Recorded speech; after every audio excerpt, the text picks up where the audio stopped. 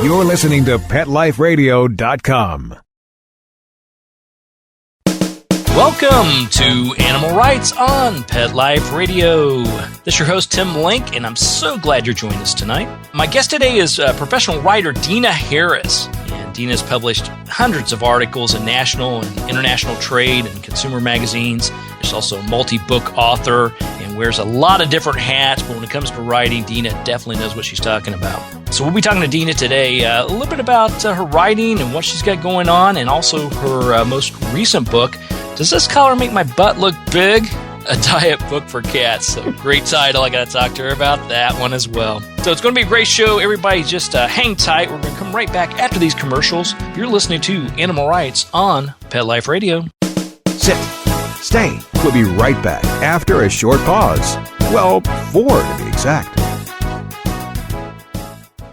Swipe It's a revolutionary new product that literally wipes away cat hair from virtually any surface. You know, most of us struggle with a roller or vacuum cleaner to clean up cat hair, but anyone who has tried either of these knows they just don't work very well. But Swipe It's patent-pending glove has a magnetic-like quality that removes cat hair from almost everything. And best of all, Swipe It's is machine washable, so you can use it over and over again. To order, just visit swipeits.com. That's SWIPETS. A simple solution for shedding. Let's talk pets on PetLifeRadio.com. Welcome back. Welcome back to Animal Rights on Pet Life Radio. This is your host, Tim Link, and joining me now is writer and author extraordinaire Dena Harris. Dena, welcome to the show. Hey, Tim. Thanks for having me. Oh, my pleasure. My pleasure. Now, I got to jump right in there and talk about the latest book. Does This Collar Make My Butt Look Big? Great title. I got to love it. Very highbrow literary work of mine. I'm quite proud of it. Yeah, yeah, exactly. It's I can see you now being nominated for many, many awards with just the title alone. Exactly. Probably movie rights coming soon, but I don't want to rush things. So we'll just talk about the book for now.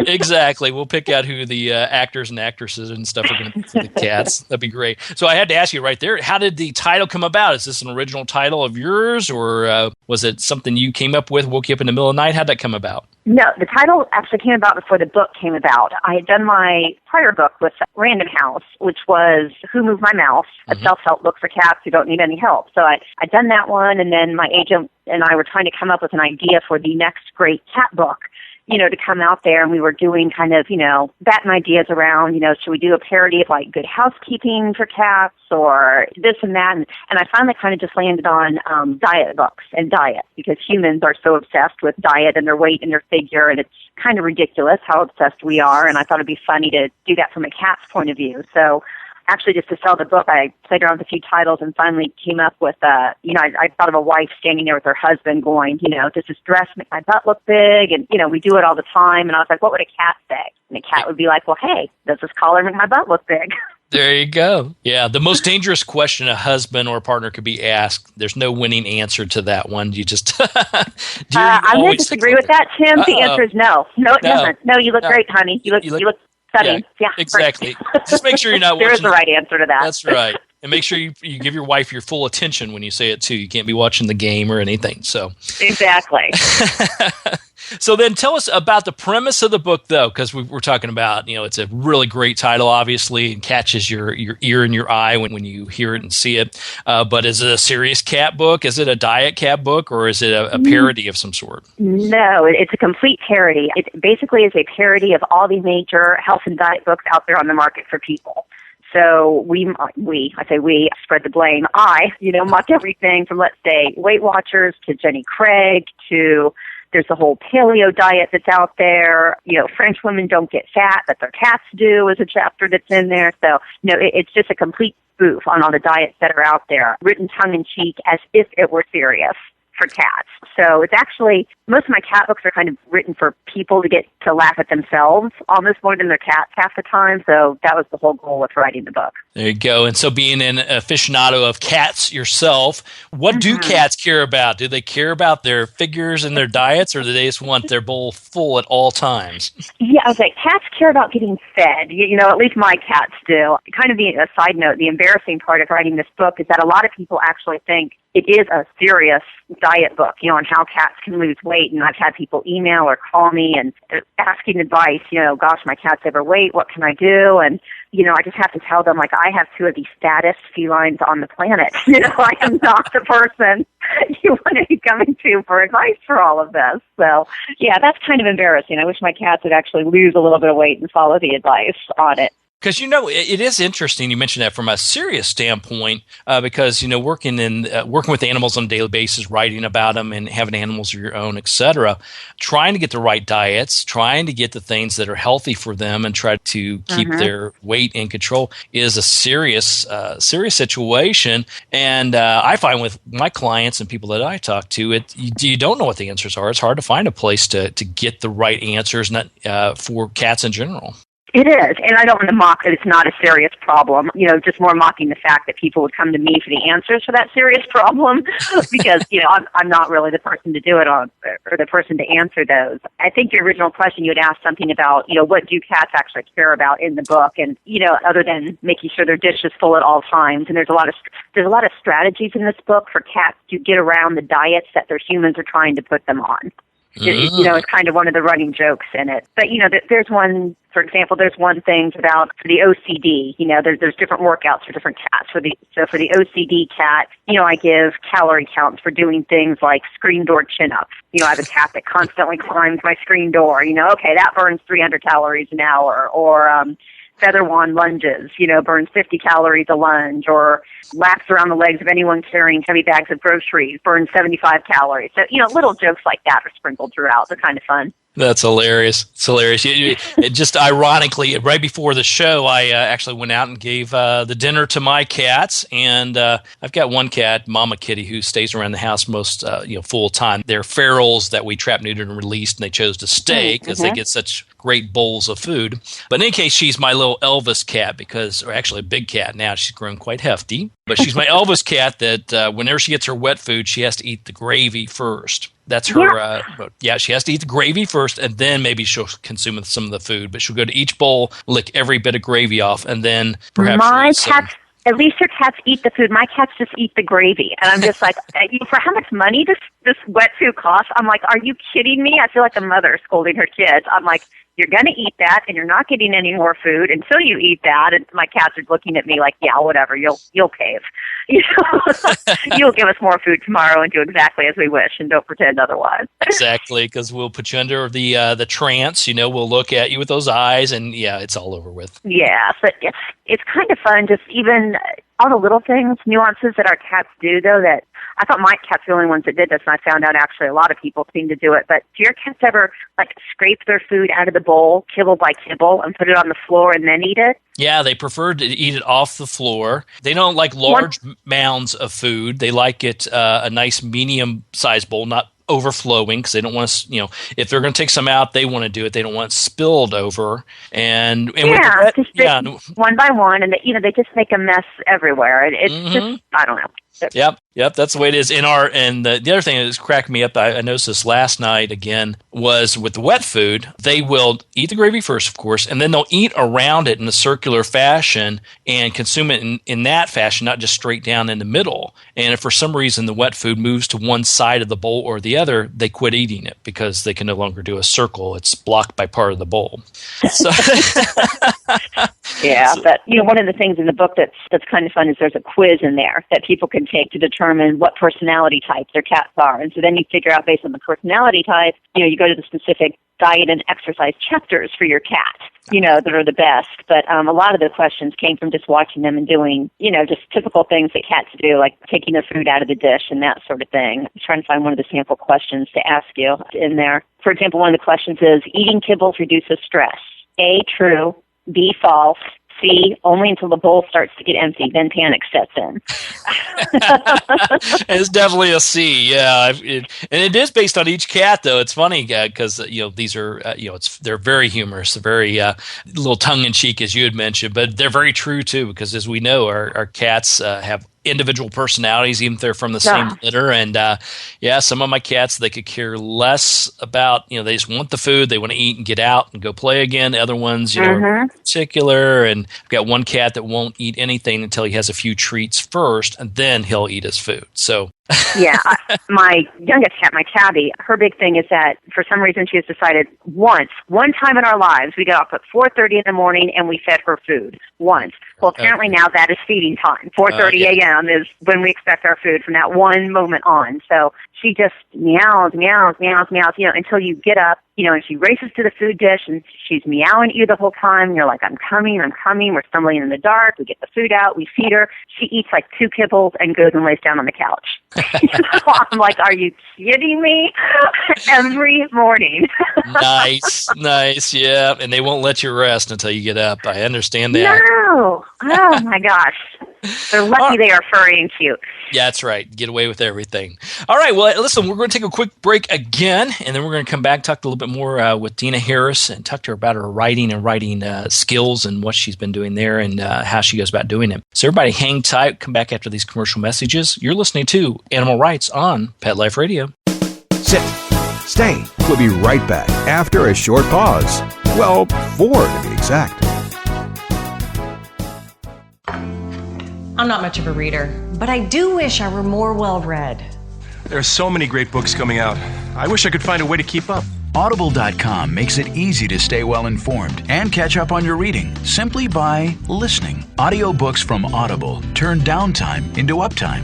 You'll be more productive and become well-read. Now I'm able to catch up on all the great books I've been wanting to read. With Audible, I feel smarter. Pet Life Radio listeners, try Audible.com now and get your first 30 days of Audible Listener Gold membership plan free. And get a free audiobook. Choose from over 100,000 titles. To get this great deal, go to audibledeals.com. That's audibledeals.com. Hi, this is Tim Link, animal communicator and pet expert and host of Animal Rights on Pet Life Radio. Have you ever wanted to know what your pet is really thinking? Do you want to find out if they truly understand what you're trying to tell them? Ever wish you could build a better understanding and closer relationship with your pet? Well, now you can. Learning to Communicate with Animals is a 4-part on-demand workshop. In the workshop, you'll learn the essential techniques that are necessary to communicate with animals, including what is animal communication, breathing correctly to achieve the perfect state to communicate with your animals at a deeper level, using guided meditation exercises and method to communicate with animals, and how to send and receive information from your animals. So if you're wanting to learn how to communicate and connect with your animals at a deeper level, visit petliferadio.com/workshop and purchase and download Learning to Communicate with Animals. You'll be glad you did. Victoria Schaefer, aspiring actress, babysitter extraordinaire, college student, and animal enthusiast, is on her own for the first time in New York City. Follow Victoria and her 2 dogs, Rue and Echo, as she cares for her furry friends and juggles home life and career, all the while managing to survive in the world's most hectic city. The exciting animal adventures and secret stories from both ends of the leash that make up the Tales of the City. Every week on demand, only on PetLifeRadio.com. Let's talk pets. Let's talk pets On Pet Life Radio. Pet Life Radio. PetLifeRadio.com. Welcome back to Animal Rights on Pet Life Radio. We're here with writer and author Dena Harris. Now, Dena, I want to talk to you about the writing of the most recent book, which is Does This Collar Make My Butt Look Big? A diet book for cats. How is this book, the writing of this book, different or more challenging than some of the others? Or do you have a nice set routine that seems to click for you when you're putting together a book?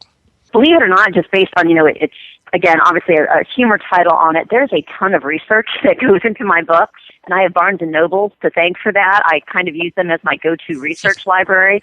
So when I came up with the idea, I was like, okay, I want to do a parody of all the different health and diet books out there on the market. Not realizing, Tim, how many books are out there on the market. Yeah, I went to Barnes & Nobles, and loaded up with my coffee and sat there and probably pulled out, 50 books to start with, and then whittled it down to about 30, and then got it down to, okay, these are the top 10 or 12. I'm actually going to parody in there. But there's just an overwhelming amount of information on diet and exercise and, anything you want to do.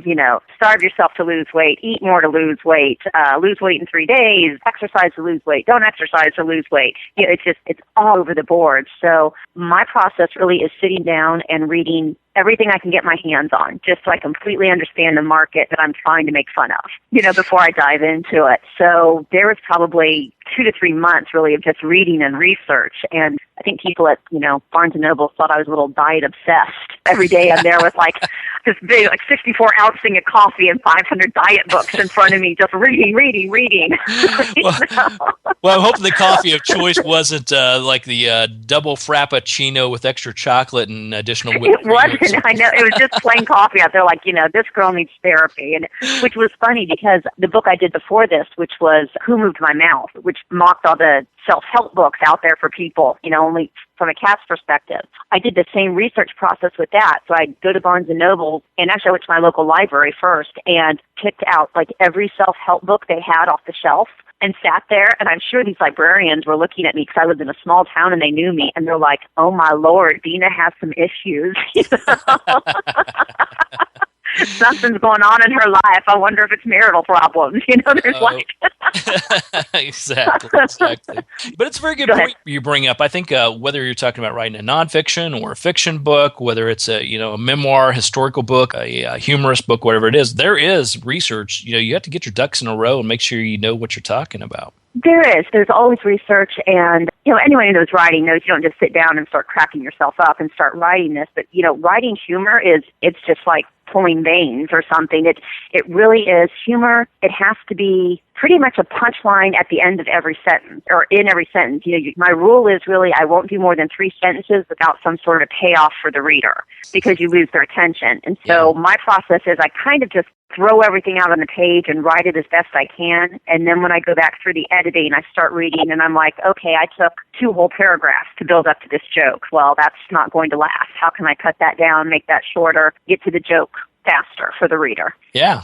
So just like a comedian would, someone doing a stand-up routine or whatever it may be, you got to keep those hooks coming constantly. That's exactly. Very good. It's trying to juggle a lot of balls and trying to make sure, just like in a novel, you have kind of character arcs and plots, that this is obviously standalone. I joke, all my friends keep my books in the bathroom, and every time I go to their house, it's quick reads. You can read a little chapter here, a little chapter there, and you're fine. You don't have to read it sequentially, but every time I go to their homes, they're like, I'm so sorry your book is in the bathroom. Don't feel bad. I'm like, as long as you're reading it, I don't care. Exactly. It's fine.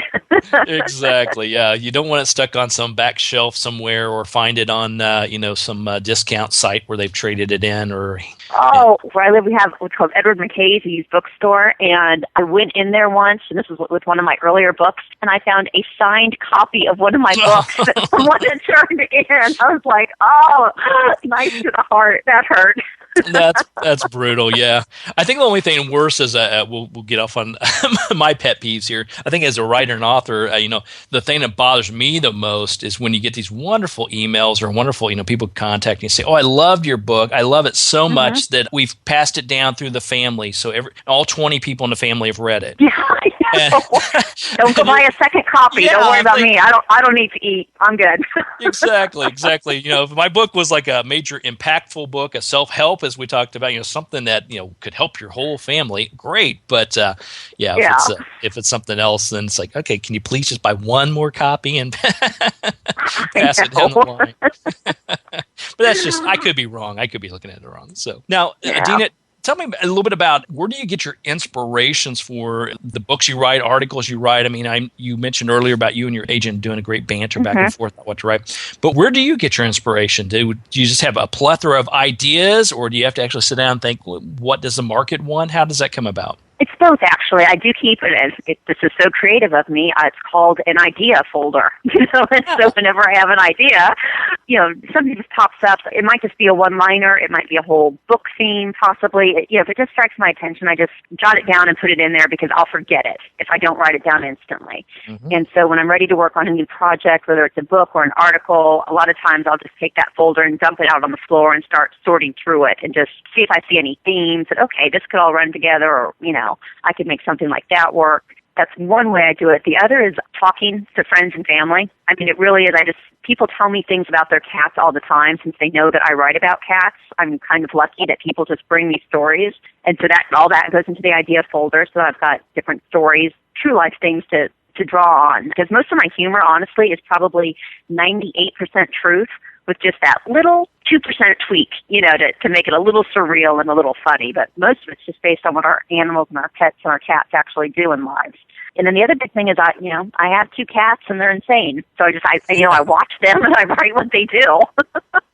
Yes, great uses. Yeah, years ago, I wrote a humor column for a cat magazine, and my hands down, the most fan mail I've ever gotten for anything I've ever written in my life was this column called The Great Cat Butt Wiping Adventure. And it was just one of my cats got so fat that, she really couldn't reach behind and clean herself. And so until she lost weight, I brought her back from the vet, and the vet was like, you're going to have to clean this yourself. And going home and having to explain that to my husband, and he's like, nope, I'm out. I was like, you're not out. You're not out by a long shot. There's going to be 2 of us doing this. So, that's just real life. It would never occur to me to make that up, but you just pay attention when things happen, and that's most of my humor. I just pay attention and write stuff down that amuses me, that I would send my best friend or my mom or somebody to make her laugh. I just put that in a book or an article and do it that way. There you go. And that's the best kind. People they relate to it. They've been there, and often they thought, oh my gosh, I thought my cat was the only one that did that. So you're now in the same boat. Mm-hmm, exactly. Now, the writing process in general, how is writing articles, writing for a magazine, writing for something online different, harder, whatever it may be, than sitting down and writing a book and putting it together? Most of my background is in article writing, so that's where my comfort level is. I won't say the book writing is that much harder. It's more intimidating. There's a difference between knowing you have to crank out a 25,000-word book versus an 800-word article. It just seems overwhelming. But when I write my books, I actually almost just treat it like articles. So I break it down in my mind into chunks. I don't have to write 25,000 words. I just have to write 9 chapters. 9 lives, 9 chapters. I don't even have to write 9 chapters. I just have to write this one article about Jenny Craig that's going to go into the book. And so if I can make it, for me mentally, if I break it down into manageable chunks, it's a lot easier. But it's kind of the same amount of research, that goes into anything, whether it's an article or for the book. I still talk to people. I talk to experts. I get stories from everyday people. I reading what's already out there is a big thing. Number 1, you can get inspiration, and number 2, you want to make sure you're not copying it and that you're saying something original. So that's a big thing for me too. You're adding something new to the conversation, ideally, versus just putting out something like, I don't know, boy, cats sure love to climb, don't they? Hey, wait a minute, that was one of mine, Dena. Come on now. And it was riveting, Tim. Riveting. Couldn't tear myself away. I'm glad I'm such an inspiration. You mentioned article writing. I think that's absolutely true. I mean, if you're writing, especially if you're writing a piece where it's a specific piece, like you're trying to be serious about something, something that is health related, or do this, do that for your cat, then the research is much different, and making sure that somebody else hasn't said it and you're not going to say it in the same way. I believe at least it's totally different than finding your niche. When you write your humor columns, or when I do lifestyle stuff, sort of Jerry Seinfeld, does your cat do this? Does your whatever may be. I find that though I have to still be original, it's still me. It's my voice. And though somebody may have talked about why do cats like high places before, my spin on it may be a little bit different. Actually, I agree with that, because I can easily find my voice when I'm doing a book. It tends to be, for lack of a better word, snarky. Kind of that sarcastic humor type thing. So I write snarky when I write my humor books. You can't always do that when you're writing for a magazine. You have to hit the tone of the magazine or the online publication. I'm in Greensboro, and there's a magazine right now, Theo Henry, that has asked me, they have a whole dog issue coming out. And they said, hey, do you want to be the contrary voice and do a cat article for us? And I said, great, I do humor, I would love to. And they're sending me these ideas about, well, can we maybe do like a love story where a dog and a cat originally don't like each other and then they fall in love? And I'm just thinking, oh my God, no, we can't. Like that's not my voice. And talking animals have been done so many times, and you have to be really, really skilled to get away from it. But, people think they know what they want sometimes, editors-wise, at different magazines, and some of it's about educating them about, that's a great idea, but have you also considered this? Mm-hmm. Exactly. You want to kind of nudge them and hopefully make it better, help them make a better choice. Yeah. I think that's a great point. I think as a writer in general, you have to, first of all, find out what makes you happy, figure out what you're knowledgeable about, what you're comfortable with, find your voice, and then try to pitch it, try to get someone else interested in it. Because I don't know if you find this or not, but a lot of times when I'm talking to editors, especially for articles, they kind of like me and they kind of like, know I'm doing things out there. So they'd like to have me on as part of their team, but they have no clue what they want. They don't, unless you're writing something identical as the next guy that they have on their staff or the next gal they have on their staff, they don't know. So you got to have your solid pitch on, here's me, here's what I write, and here's why you want it in your publication. And I teach a magazine writing class, and one of the exercises that I take people through, I said, it's really easy as a cat writer for me to go to pet publications and try to pitch something, but that's not unexpected. I'm one voice among many there. I said, take whatever your hobby or interest is and go somewhere completely bizarre that it wouldn't fit. And the example that I give is somebody gave me I think it's called like RV magazine once. It's all about traveling around the nation in an RV. I've never set foot in an RV in my life. I know nothing about it, but I was like, I bet people travel with their pets in these things. And so I pitched this whole article to the editor about basically how do you ramp up your RV so it's comfortable for your pet and you can travel with your pet and what you should be bringing and supplies. And they did a 8-page cover story on it. Because it was different. And you're pitching them something new and different. So, if I tell people, if you like to write about RVs, don't go to RV magazine, go to Accountant's World, and figure out how you can put something there. You really want to go outside your niche area and give editors something that they don't even know that they're missing. To me, that's the best way to sell articles. I always challenge people in my class. I'm like, I need you to find 3 magazines that you have never even read in your life or heard of. Take your topic, figure out how you're going to do a pitch article to that editor. And it's amazing how many of them actually sell. It's kind of fun. Yeah, because they're looking for interesting angles too. They know everything in the world there is in this example about RVs, but people travel with their cats, people travel with their dogs, so they may not know that aspect of it. So here you're coming in with your professional angle on what you would need to do, even though you're not a professional on RVs. So I think it's a very good point. Yeah, just for people who are interested in writing, that's one of my main things that I tell them. Don't be afraid to cliche, but really go outside the box when you're going to figure out what editors you're pitching and what magazines, whether it's online or a print publication. You can take any topic and make it fit into any magazine. I guarantee it. You just have to put the right spin on it. There you go. That sounds great. Great advice for the writers out there that are listening. It's super advice, Dena. I appreciate that. So tell me a little bit as far as the book. Does this color make my butt look big? A diet book for cats. After someone reads this book, what do you hope they walk away with? It sounds so cheesy, Tim, but honestly, I want people to smile and laugh. The greatest emails I get are people emailing me saying, oh my God, I picked your book up and I was just going to read a chapter before I went to bed, and my husband actually kicked me out of the bedroom after an hour because I was laughing so hard as I read it. I was like, you could not make my day any better than that. It's a fun book. I don't want to get ahead of myself here. Again, it's not the great literary work. This is kind of a stocking stuffer, great gift book. It's priced right to just, give to a friend type thing. So I just want people to enjoy it and go buy 500 and give them out to their very best friends and family. There you go. There you go. Yes, don't buy one and hand it to 500 friends and family. So that's perfect advice. All right, Dena, how can people find out more about you and what you've got going on and your books? What's the best place to hear from you? Obviously, you can always go to Amazon to get the books, but also if you just go to my website, which is denaharris.com, DenaHarris.com, and there's a page there that has all my many different cat books through the years that are on there, but there's also links that'll kind of give you background information on each of the books and take you to someplace where you can fund my retirement and buy them. There you go.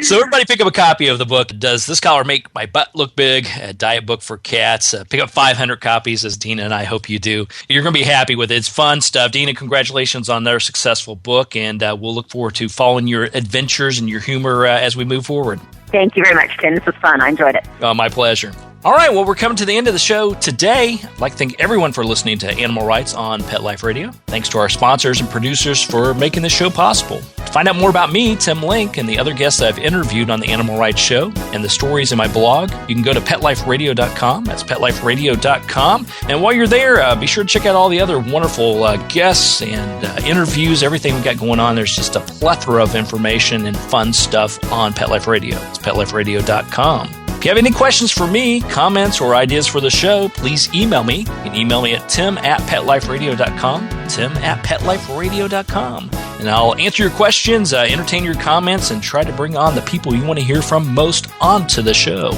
So until next time, write a great story about the animals in your life. Share it in a blog, an article, or in a book. And who knows, maybe the next guest on Animal Rights on Pet Life Radio. Have a great day. Let's Talk Pets, every week on demand, only on PetLifeRadio.com.